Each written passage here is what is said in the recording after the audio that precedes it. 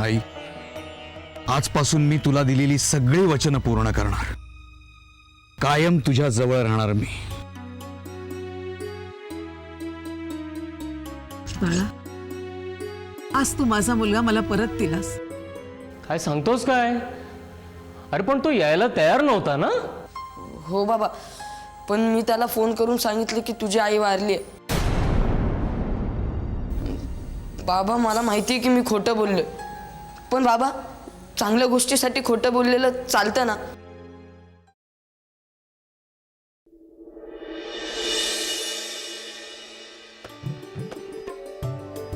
दादा, हे बघ तुझं पुस्तक माझ्या बॅगेत आलंय. हे घे. स्वामी, अरे मुक्ता आवाज देते तुला. हे स्वामी. आई, बोल नाही, काय झालं? अरे कधीची हाक मारतीये मुक्ता तुला. कुठे हरवून बसलायस? स्वामी, आता आजी आणि मुलाची भेट घडवून दिलीयस ना. आता नवीन काय विचार आहे तुझ्या डोक्यात? हो आई, काहीतरी नवीन करायचंय, पण सुरुवात कुठून करू तेच कळत नाहीये. सुरुवात कुठूनही केलीस ना तरी शेवट कधीच करू नकोस. काय झालंय सांग मला. आई, अगं मला काल रात्रभर झोपच लागली नाही. सारखा तो पोतराज आणि त्याचा मुलगा आठवत होता. असं वाटत होतं की ते चापकाचे फटके कोणीतरी माझ्याच अंगावर मारतंय. इतरांच्या दुःखांना स्वतःच समजून घेण्याची तुझी जुनी सवय आहे स्वामी. आता त्याला तू तरी काय करणार? तेच तर कळत नाहीये. नाही आई, पण मी नक्की काहीतरी करणार. तुझी आतापासूनची इतरांबद्दलची कळवळ बघून मला खरंच खूप बरं वाटतं. चला चला, शाळेत जायला उशीर होतोय. निघा पटकन.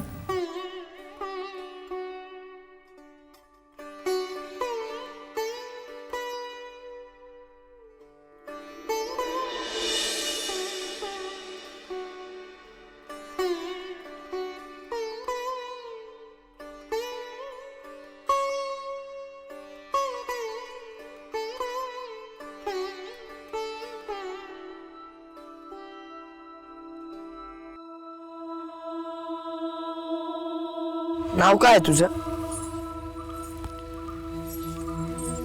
गणेश. संधी मला गणे म्हणतात. तुम्ही बी म्हणलं तरी चालेल की. तू असं काम कधीपासून करतोस? काय माहित केव्हापासून, पण करतोय. तुमचं नाव काय आहे? माझं नाव मुक्ता आणि ह्याचं नाव स्वामी. तुला दुखत नाही का रे असं चापकाने अंगावर फटके मारल्यावर? लय दुखतं की, पण काय करणार? शाळेत जाणार का? जाईल की, मला लय आवडती शाळा.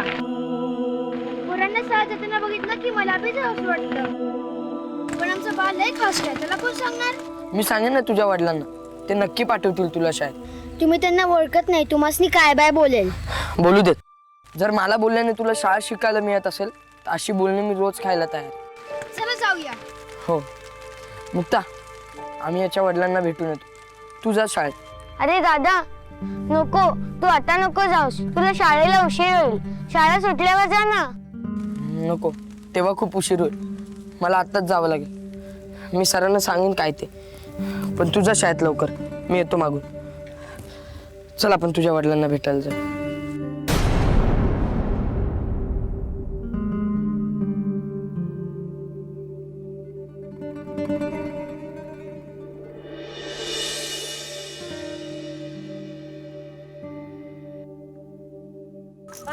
हा पोरगा तुझी गाठ घ्यायला आलाय. कोण आहेस रे तू? काय काम आहे? मी स्वामी. मी काल बाजारात तुम्हाला आणि याला अंगावर चापकाने. होय का? मग इथं कशाला आलास ते सांग. गणेश ढोलक वाजवत होता. मला खूप वाईट वाटलं. फार लहान होतो. तर लहान आहे म्हणून काय करू हा? तर देवाचं काम असतंय ते करायला ना ग. हळूहळू होईल त्याला बी सवय. पण त्याने का करावी सवय? रे काय बोलतोस कळतं का तुला? हा म्हणजे तुम्ही याला शाळेत का नाही पाठवत? शाळा काय येड लागलाय का तुला? अरे देवीचा कोप होईल. हा आमच्यात कुणी बी शाळेत जात नाही. हा हे बघ असं उगाच ना विपरीत बोलत जाऊ नकोस.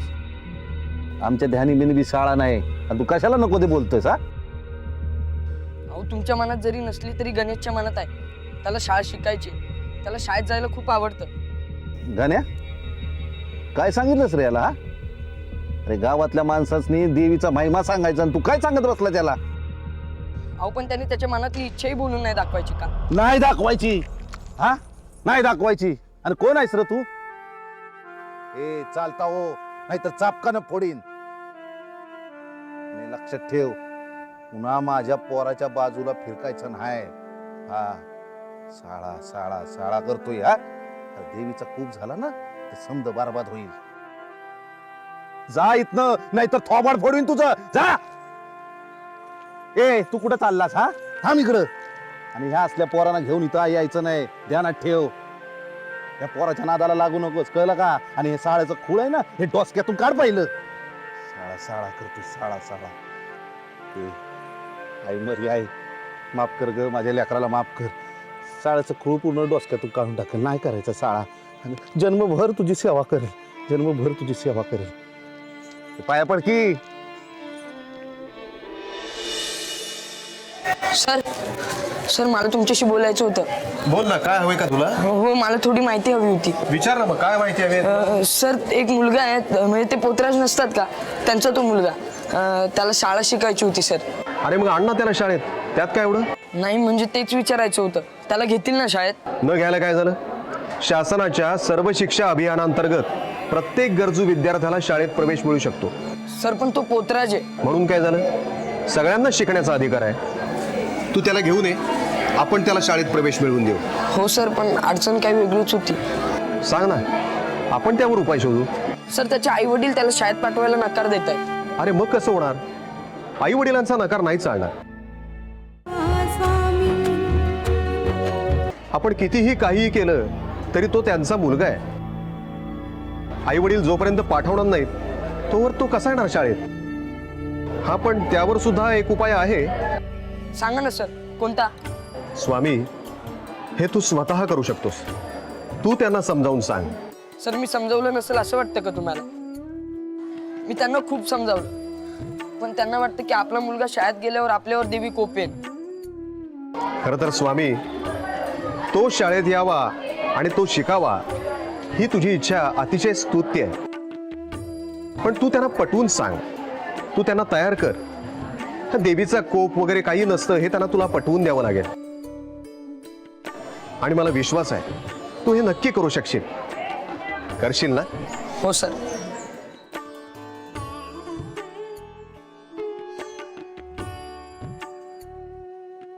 गणेश तू काळजी करू नकोस.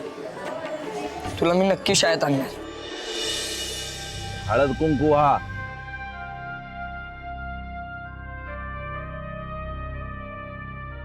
मग निवेद द्यायचा कळलं का? त्यानंतर या सुडानं फटकं मारून घ्यायचं.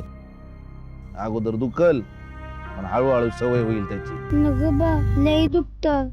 कातडी सोडून याचा सुडानं. मला करायचं नाही असं काम बा. काय करणार आहेस? शाळा शिकणार. मला शिकायचंय बा. हे येड्यावानी बोलू नकास. तर पोराला काय सांगितलं माहित आहे ना? तुला काय वेगळं सांगू का? पण का नको साहेब? हे आपलं काम नाही. अरे शाळा शिकण्यापूर्वीच देवीचं करायला शिक, नाही तर भिका मागायला लागेल. शिकलो तर भीक नाही मागायला लागणार. नोकरी करेल. अजिबात नाही. सांगतोय तेवढं करायचं. उगा शहाणपणा नाही दावायचा. या सुरू चल आणि कर सुरू.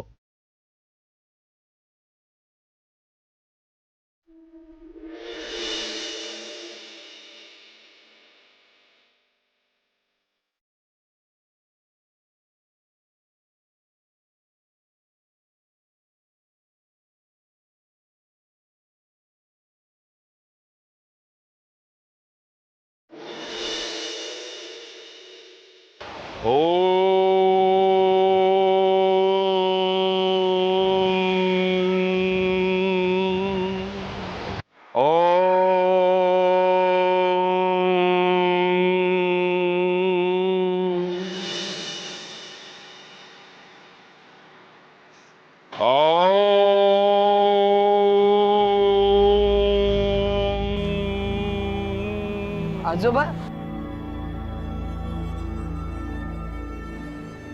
काय रे?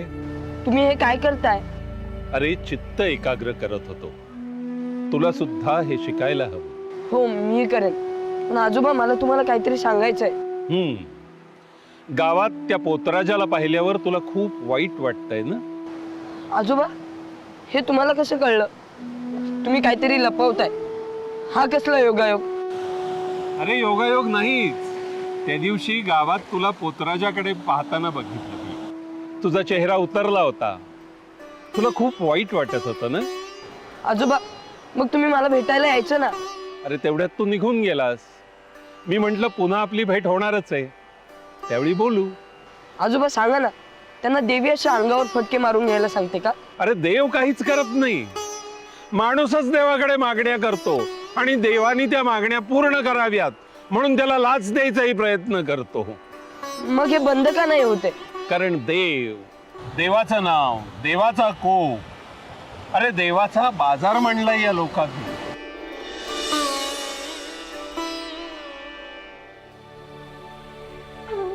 अरे श्रद्धा आणि अंधश्रद्धा यात फरक आहे. श्रद्धा असणं आपण समजू शकतो, पण अंधश्रद्धा वाईट. या अंधश्रद्धेपायी कित्येकांच्या आयुष्याची, भविष्याची फरफट झालेली आहे. मग आजोबा आपण काहीतरी करायला हवं. अरे मग तुला करण्यापासून कोणी रोखलंय? तू तुझ्या परीने काहीतरी करू शकतोस. आणि या करण्यामागे मी तुझ्या पाठीशी खंबीरपणे उभा आहे. अरे यातल्या एकाचं आयुष्य जरी तू मार्गावर आणू शकलस ना, तरी सुद्धा तो आणि त्याच्या पुढच्या पिढ्या यांना वाचवल्याचा आनंद तुला मिळवता येईल. पण आजोबा ह्या अंधश्रद्धेचं कारण तरी काय? या अंधश्रद्धेचं कारण एकच, अज्ञान.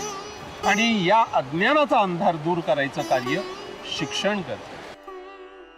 आणि त्यांना शिक्षण मिळेल या दृष्टीने तू काहीतरी प्रयत्न कर. पण आजोबा आता त्यांना शिकवणं अशक्य आहे.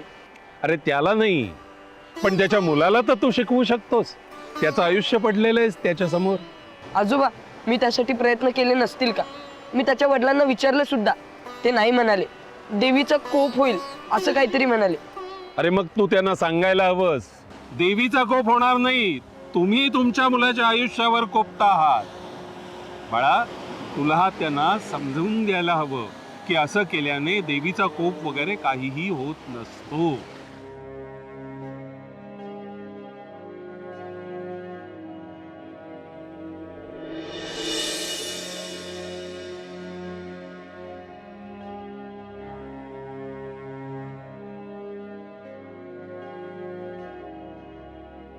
कशाला आणलंस तू मला इथं?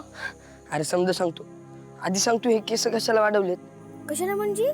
आमच्यात केस कापत नाही. पण आज मी तुझे केस कापणार आहे. नको नको, बा म्हणतो केस कापले तर देवी कोपल. अरे तू देवी कोपलेली बघितलीस का कधी? वय मी आजारी पडलो तर बा म्हणतो देवीचा कोप झालाय, मग तो अंगारा लावतो. मग तुला बरं वाटतं का अंगारा लावल्यावर? नाही बरं नाही वाटत, पण अरे कोप बीप काय नसतो. आणि देवी कशाला कोपेन तुमच्यावर? तुम्ही काय वाईट करता का? मग ती कशाला तुमचं वाईट करेन? पण मी केस कापले तर बा जीव घेईल माझा. घेऊ देत की. आपल्या मुलाचा केस एवढा महत्वाचा जीव असणाऱ्या बापाचा एवढा कशाला विचार करतोस? स्वामी दादा, पण माझा आयाने बाशिवाय कोणीच नाही. मला आगलून दिले तर मी काय करू? अरे तू घाबरतोस कशाला?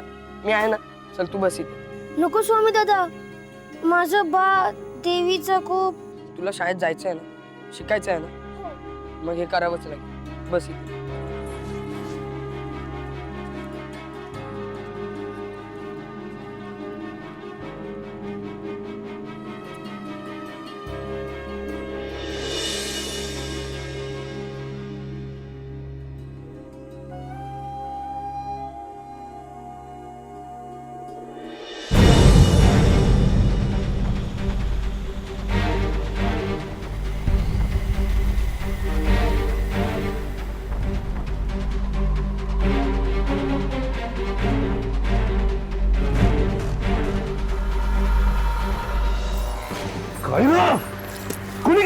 तुझं का कापलंस केस का कापलास मला शाळेत जायचं म्हणून कापली.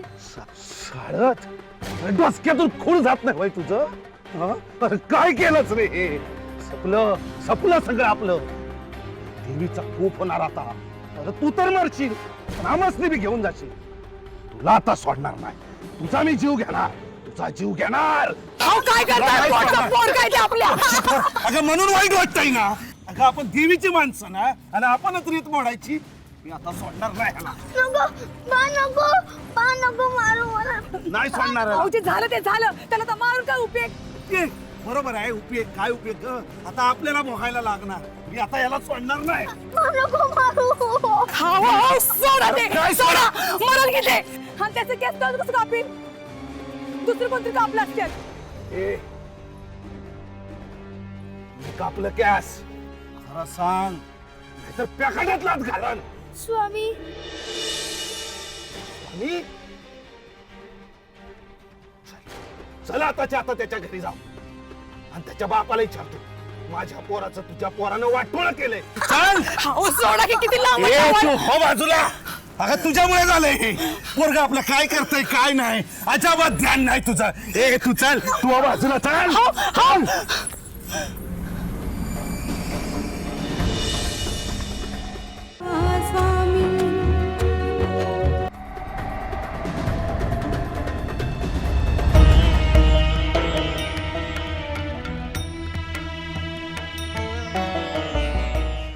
चल करे पोरा कोणाला विचारून माझ्या पोराचं कॅस कापलंच कुणालाच नाही मला वाटले कापावेत म्हणून मी कापले. अरे पण तुझी हिंमत कशी झाली रे माझ्या पोराच्या केसाला हात लावायची हे बघा, हिंमत प्रत्येक माणसात असते. फक्त काही जण हिंमत दाखवतात आणि काही जण हिंमत दाखवायला घाबरतात. आमच्या स्वामीने हिंमत दाखवली कारण त्याला असं वाटतंय की तुमच्या मुलानं शाळेत जावं. हा पण वाटोळ केलं ना तुझ्या या पोरानं अरे आता देवीचा कोप झाला आमासनी काही झालं तर त्याला जबाबदार कोण तसं काही झालं ना तर मी जबाबदार आहे. कारण मला पूर्ण खात्री आहे की असं काहीही होणार नाही. तुला काय ठाव आहे र अरे तुझ्यापेक्षा जास्त सेवा केली मी देवीची केली असेल, पण आंधळ्या श्रद्धेपेक्षा डोळस अंधश्रद्धा काय वाईट आहे? हो असं मोठं मोठं बोलून होत नसतं. देवीचा कोप झाला ना तर तुझा तर पोरगा जाईल पण आमसनी बी नेईल. अहो, देवीला तुमच्यावर कोपण्याशिवाय सुद्धा बरीच चांगली कामं आहेत. ती का कोपेल तुमच्यावर? अरे पण तुझ्या पोराला काय गरज होती माझ्या पोराची केस कापायची? शाळेत पाठवायचं म्हटल्यावर केस कापावेच लागणार ना. अहो, तशी शिस्तच असते.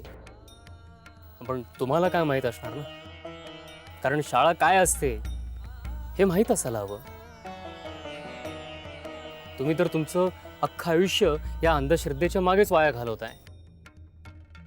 आणि आता मुलगा इथून बाहेर पडायचं म्हणतोय तर त्याला पुन्हा याच्यातच अडकवताय. हो असं वाईट साईड बोलू नका. देवी तुमचं बरं करणार नाही. देवी माझं काय करेल ते मी बघेन, पण तुम्ही तुमच्या मुलाचं बरं करत नाही आहात. अहो मला सांगा, देवी का कोणाचं वाईट करेल? आणि असं तुमच्या परडीमध्ये देवी असते का? खरं बघितलं ना तर डोळे असूनही तुम्ही आंधळे आहात. अहो तुमच्या सोबत तुमच्या मनात असलेल्या देवीला सोडून तुम्ही असं शेंदूर फासलेल्या पाषाणाला का पोचताय? पण बाप जात्यापासून करत आलंय ती समधी येडी आहेत का? अजिबात नाही. वेडे तुम्ही आहात. कारण बापजाद्याने केलंय म्हणून चांगलं की वाईट याचा विचार न करता तुम्ही सुद्धा पुढे तेच सुरू ठेवलं आणि तुमच्या मुलाला सुद्धा तेच करायला सांगताय. मला सांगा, कुठल्या देवीला आवडेल की तिच्या भक्तानं स्वतःच्या अंगावर चापकाने फटकारे मारून त्याला स्वतःला त्रास करून घेतलेलं? माझं ऐका, हे सगळं अघोरी कृत्य थांबवा. काल रातभर बा कुणाशीच काहीच बोलला नाही. मी झोपलो होतो, बा माझ्याजवळ हळूच आला आणि म्हणला, ए गण्या उठ, शाळेत जायचं ना व. मी उठलो, बिगन आंघोळ केली आणि तुझी वाट बघत बसलो. म्हणजे तुझे घरचे तुला शाळेत पाठवायला तयार झाले? ए कडक लक्ष्मी आणि कडक लक्ष्मी.